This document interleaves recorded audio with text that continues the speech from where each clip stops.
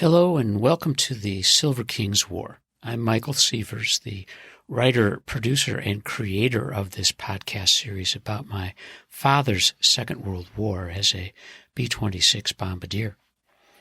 Today we are in Who is Della, which is the fourth and final play in the Silver King sequence.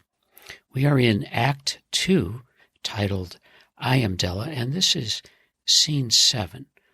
Called Washington, D.C.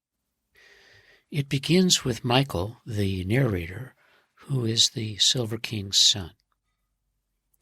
This scene is the sumptuous Senate office of Claire Engel, California's leader of a growing congressional delegation. The next federal census in 1960 will reapportion additional districts to California. James Shepard has arranged for Della Martin to donate her brother's papers to the Library of Congress. And James Shepard, Frank Ober Jr., and Stanley Silverfield were accompanying Della Martin and Viola Powell as they travel to Washington from New York City. They will meet with members of the California delegation, Maryland Senator James Glenn Bell, Library of Congress executives, and a surprise participant, the Senate's majority leader and possible presidential candidate, Lyndon Baines Johnson of Texas. The Librarian of Congress was Lawrence Q. Mumford, who was appointed in 1954 by President Eisenhower. Michael continues, It's November 1959. Competition within the National Democratic Party to succeed President Eisenhower was intense, including the rising Senator Powers, Hubert Humphrey, and Lyndon Johnson. 1 year later, John F. Kennedy, a young Massachusetts senator, will be the nation's president-elect. JFK will beat Richard Nixon, a former California congressman and senator, and Eisenhower's two-term vice president in what was a very close election. Nixon, as a naval reservist after World War II, was assigned to Martin Manufacturing's Middle River facility to assist the government's post-war negotiations with the company. 9 years later, after the assassinations of JFK in 1963 and Martin Luther King Jr. and Robert Kennedy in 1968, Richard Nixon was elected the 37th President of the United States. His vice president was Spiro T. Agnew, an obscure first-term governor of Maryland. Nixon and Agnew won a landslide second victory in 1972. But within 2 years, both men were gone. Nixon, the Watergate president, resigned in August 1974. Agnew, caught in a cash corruption scheme that began when he was the Baltimore County executive and ran through his governorship and into the White House basement, made his own deal with the federal Attorney General Elliot Richardson in October 1973. The U.S. Attorney for the District of Maryland at that time, George Bell, led the investigative team that forced Agnew's departure.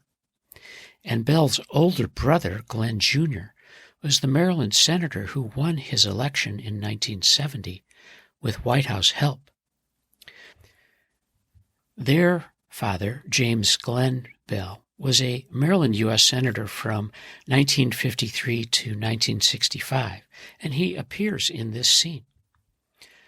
Lyndon Baines Johnson, who succeeded Kennedy in 1963, won the presidency in a 1964 national landslide election over Arizona Senator Barry Goldwater. And less than 4 years later, Johnson, caught in the nation's unrest over civil rights and Vietnam, declined to run for re-election. Before those fateful days, however, LBJ was the powerful Senate Majority Leader and decorated World War II veteran. In 1942, he was a young Texas Hill Country congressman, anxious to burnish his political career through a political appointment to serve the nation as a warrior. His patron, FDR, arranged for LBJ to be named a lieutenant commander in the Naval Reserves, and then the president sent his young minion west. Johnson, as William Harwood wrote in his 1993 book, Ray's Heaven and Earth, which was published by Simon & Schuster, lived through his B-26 mission and made a successful return to Washington. This is Della Martin, Glenn's sister, who steps forward under a single light. This is an exciting day for me. Thank you. I learned much about Glenn after his death. Mr. Shepard and Mr. Ober helped me learn about him. And Mr. Silverfield, our Stanley, has shared stories about his war, the Marauder, and his relationship with Glenn. Viola and I are so lucky to be here with everyone today. Please forgive my tears. And this is Michael, the narrator, reading from William Harwood's book, who, like our Stanley, the Silver King, was a World War II bombardier. And he wrote this about Lyndon Johnson. Among others who attested to the B-26 as a rugged fighting machine was a future president of the United States, at the time a junior congressman from Texas and a lieutenant commander in the Naval Reserve. Lyndon Baines Johnson was sent to the South Pacific in the spring of 1942 on a fact-finding mission by President Roosevelt. His assignment was to be the president's eyes and ears on how the war was progressing and what our men in the field needed. Despite instructions to the contrary and a military escort with orders to keep the commander/congressman out of harm's way, Johnson talked his way aboard the Heckling Hare, an original short-wing B-26 of the 22nd Bomb Group, and flew as an observer over enemy-held New Guinea. On a harrowing bomb run over a suicide target, the heavily fortified Japanese airbase at Lae, his Marauder was jumped by 7 enemy Zeros when it had to drop out of formation after losing a generator. Riddled by Japanese gunfire, the Heckling Hare was credited with shooting down 1 attacker while fighting off the others. It returned safely to its base, full of holes, both literally and figuratively, but with the crew and distinguished observer safely aboard. For that particular mission, each crew member of the Heckling Hare, including Presidential Special Observer Lyndon Johnson, was awarded the Distinguished Service Medal by General Douglas MacArthur. As the lights go up on this scene in the office of Claire Engel, the conversation begins with James Shepard, who is Della Martin's attorney. Hello, Senators Engel and Beale, and Mr. Mumford, our Librarian of Congress. Thank each of you for arranging this meeting. It's an exciting day for Della Martin, our California group, and Glenn Martin's Maryland legacy. Senator Engel. Hello, James. It's good to see you again. I know you've been busy, and I know you and Della's team have done amazing things to make this day possible. And Senator Bell from Maryland.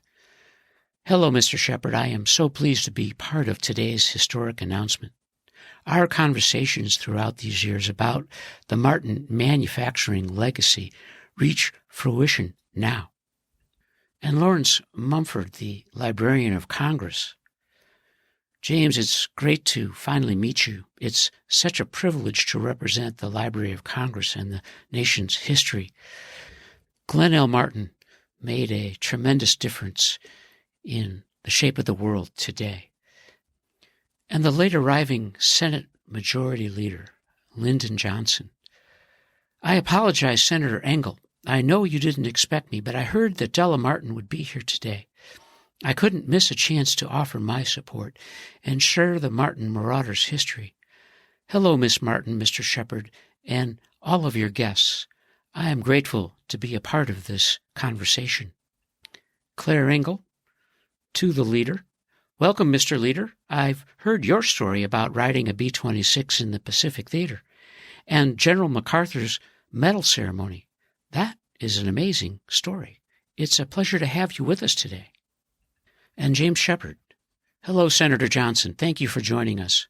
And please allow me to introduce our group.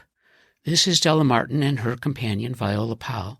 They've just returned from Europe with Mr. Stanley Silverfield.